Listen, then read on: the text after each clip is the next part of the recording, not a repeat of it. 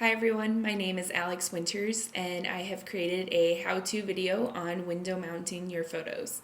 I hope you enjoy. Thanks. Well, my name is Austin. I work at the Photo Lab at Loyola University Chicago. I like window mounting because you don't have to cut your prints. And that way, if you decide that you want to use them for something else, you can just take them off. Also, it's just, I feel like it's more professional looking.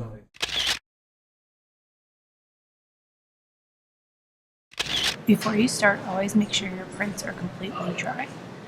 Put your prints in the press for about a minute to eliminate unwanted creases. Dry mounting is another technique used to secure your photo to the mat board with a sticky adhesive that sets under the heat of the flattening press. Window mounting is kind of an expensive feat, so you want to get your money's worth. You want to make sure that you're doing a quality job when you do it. With the help of James Jensen, a photo professor at Loyola, we will help you with a step-by-step guide for window matting your prints. Since the window is going to be has to be slightly smaller than the print, what you do is you measure this. So I would call this 5 3/4. Is 8 7/8. So you calculate the borders just like you would if you're dry mounting. So the first thing, these left and right sides have to be. So the board itself is 11. The print is taking up 5 3/4 of it. So you have 5 1/4 inches of board left over, right? This other dimension is 14 minus 8 7/8. What looks best is this is about 1/4 of an inch bigger. It could be as much as 3/8, but it should be in that range. Once you have your calculations, you can then begin drawing the lines where you will make your cuts.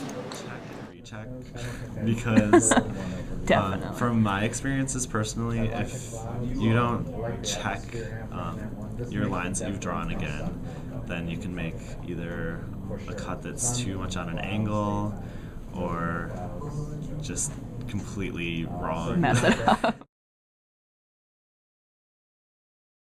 Okay, so here's start and stop. You're cutting this edge. That is on the perpendicular. You hold this in just when you first start, and you just push it through. Then put your weight on this so nothing moves. And you just draw this down until that mark hits that perpendicular. Once you've made one cut,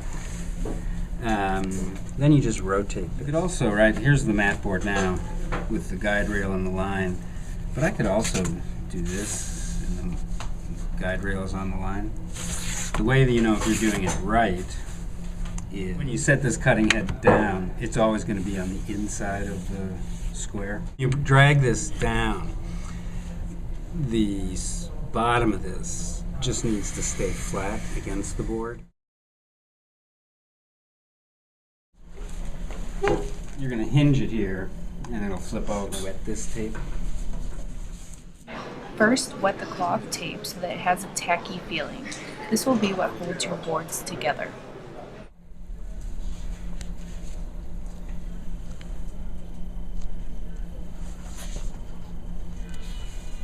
Keep the paper towel handy so you can just get off the moisture. That, like, kind of shift on you. But straighten it up. Then with something smooth, like this, just put pressure on it and you crease it. This is now just hinged. So that's where it's going to go. This keeps it from moving. These adhesive clear corners will hold your photo in place, allowing for you to interchange different photos that are similar sizes. With an overmat, these look a little more elegant. Make sure to place a heavy book over your window mount for a day or so to ensure that it lays flat. Once you've completed your window mount, you can place it in a frame or hang your photo as is.